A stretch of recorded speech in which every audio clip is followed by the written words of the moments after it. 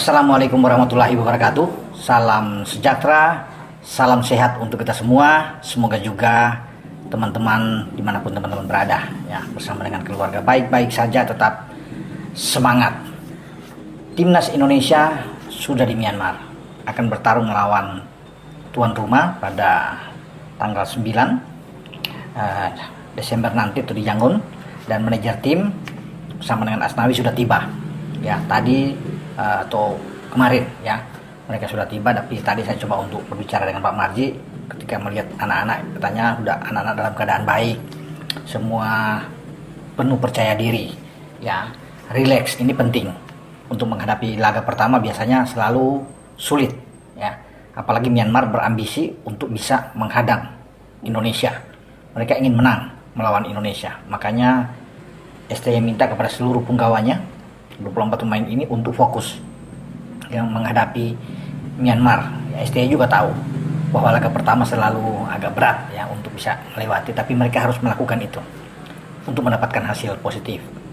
Kenapa Marji bilang semoga anak-anak ini tetap dalam kondisi terbaik, tidak ada yang cedera ya dalam latihan untuk persiapan menghadapi tuan rumah, sehingga kita bisa memenangkan laga. Karena ini penting, kalau kita dapat 3 poin kita balik ke Indonesia di Manahan Solo, nantinya kita akan siap menjamu Laos, dan tentunya kita punya target tidak seri ya, harus menang melawan Laos.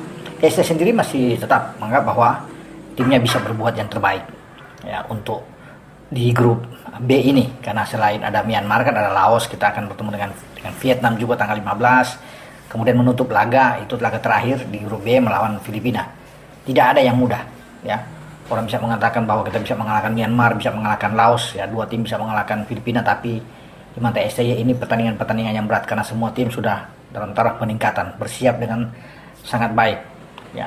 Kita hanya mengirim bukan tim senior, tapi tim muda semua, U22 memasuki U23 yang dipersiapkan ke SEA Games tahun depan di Bangkok. Memang ada beberapa pemain senior ya.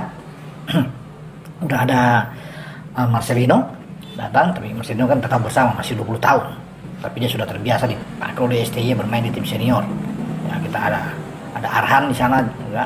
Asnawi paling tua memang 25 tahun, dan dia pasti akan didapuk sebagai kapten kesebelasan. Kemudian kita masih punya Ferrari, punya Ronaldo Kuate yang ada ya, Arkan Fikri, ada Hoki Caraka juga di depan. Nah ini kan yang sudah terbiasa juga dipanggil oleh STY. Jadi kalau bilang di tim senior yang tampil, yang ada ketika lawan Arab terakhir, di mana kita menang di GBK dengan 2-0, sebuah sensasi yang luar biasa dibuat oleh Garuda kita. Ya, itu di sana udah ada pasti Marcelino yang membuat 2 gol, ya kan.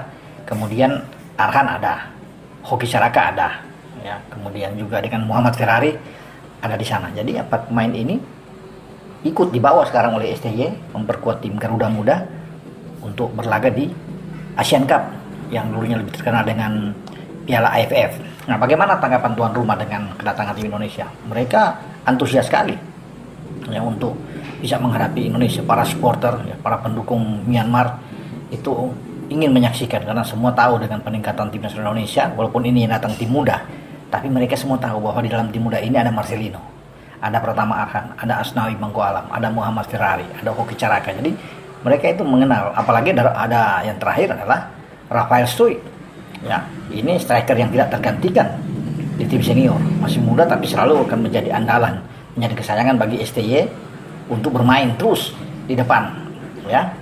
Nah, pelatih Myanmar di sini yang baru masuk pada bulan September, dia masih baru ya untuk menangani tim ini, tapi dia masih yakin ya, bahwa timnya ini bisa ya menghajar Indonesia. Ya wajar-wajar saja ya, boleh ya mereka bisa yakin sebagai tuan rumah. Nah, ini pelatih Myo Hailingwin ya. Myo Hailingwin ini sudah bertekad bahwa dia punya daftar pemain sampai 7 atau 8 abroad ya, yang dia akan panggil memperkuat Myanmar menghadapi Indonesia. Nah, jadi ini kita juga harus hati-hati. Kalau melihat di sana juga kita lihat ada Aung Kaung Man yang bermain di Kelantan, kalau ini dalam catatan saya. Nah, ini berbahaya juga pemain ini. Ada Tia Zhao Ngawort yang bisa bermain, dan ada menarik, ada mantan pemain Borneo ya, Win Naintun ya, akan ada yang kini memperkuat Chiang Rai United dan Tan Pain di Chanthaburi Power ya, ini akan bergabung ya jelang untuk menghadapi Indonesia mereka akan datang. Berbahaya ya. Kita akan tunggu, apalagi kalau Hein Huit Aung ya, kalau dia dilepas oleh salah satu klub di Liga Super Malaysia atau di Negeri Sembilan ya, FC, ini lebih kuat mereka Myanmar untuk bisa menghadapi kita. Jadi tetap anak-anak harus fokus ya untuk menghadapi laga melawan Myanmar. Ini tidak mudah memang. Mereka kuat, kalau kita tersandung semakin berat kita untuk bisa bersaing di grup B ini. Karena kan andaikan kita kalah di sana, wah, kita menang melawan Laos, oke. Tapi lawan Vietnam itu juga berbahaya. Vietnam turun dengan kekuatan penuh. Yang mereka punya 2 striker terbaik ya, Quang Hai ya, Nguyen Quang Hai dan Nguyen Tien Lin. Ini dua-dua dari depan dan sangat kuat. Nah, mereka ini datang ketika bermain dengan Jai Ises dan kawan-kawan di Jakarta di putaran kedua. Mereka ada di sana.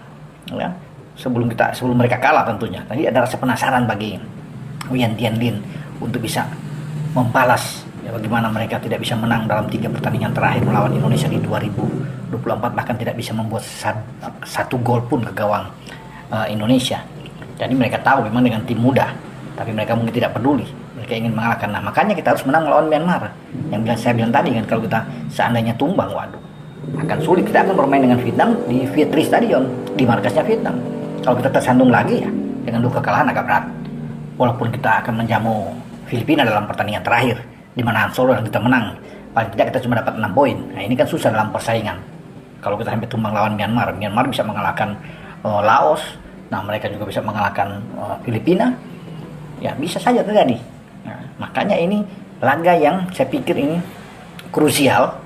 Dan harus benar-benar STY berhitung di sini untuk menerapkan taktik dia, meracik tim ini, siapa yang akan dimainkan. Ya, ini kan perlu diutak-atik dengan formasi, apakah dia tetap akan selalu doyan dengan 3-4-3 atau bermain dengan tetap 3 back, 5 gelandang dia pakai, 3-5-2, dia memperkuat di poros tengah ini sehingga kita bisa unggul di sini dan menempatkan 2 striker depan. Ya, saya pikir 2 striker itu penting dengan siapapun. Oke, Caraka bermain dengan Rafael Struijk misalnya, kalau Rafael Struijk sudah datang ya dan dia bergabung, tapi kita masih punya Ronaldo Kuate, selain ada Argan Kaka, Ronaldo Kuate juga bisa bermain melebar.